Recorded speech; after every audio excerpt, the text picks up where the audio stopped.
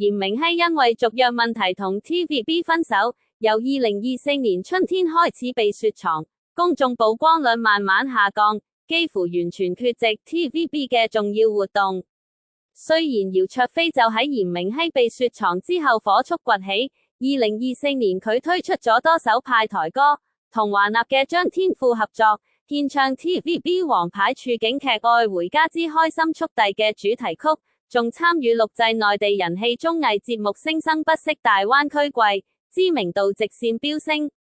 但係姚焯菲本人家境富裕，屋企人希望佢呢段時間可以專注學業，於是到美國升讀大學，長期唔喺香港，服務唔到 TVB。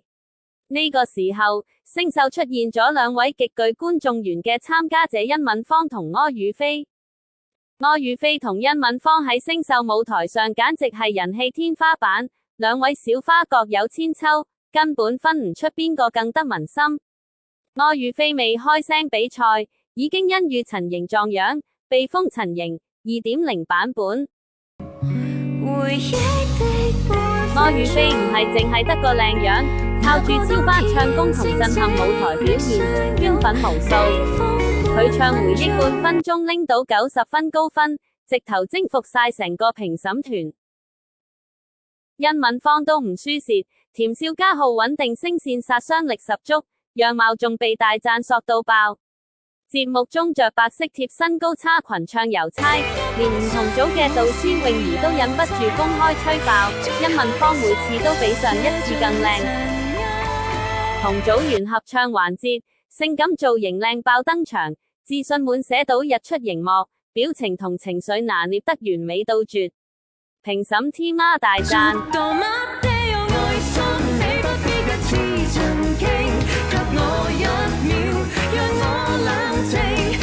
Jenny 都 great job， 你個 stage performance， 即係你個 stage presence 非常之好。殷敏芳同柯宇飛分別只有22同23歲，兩位都已經大學畢業，有顏值，有唱功，有學識，有觀眾緣，最重要係有時間，可以全職投入演藝事業。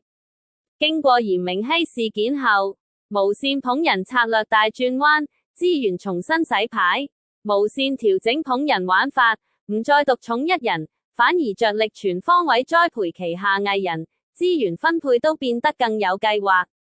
TVB 高層樂易玲接受訪問時直言，公司會根據每個歌手特點同需求度新規劃，落力做好資源平衡。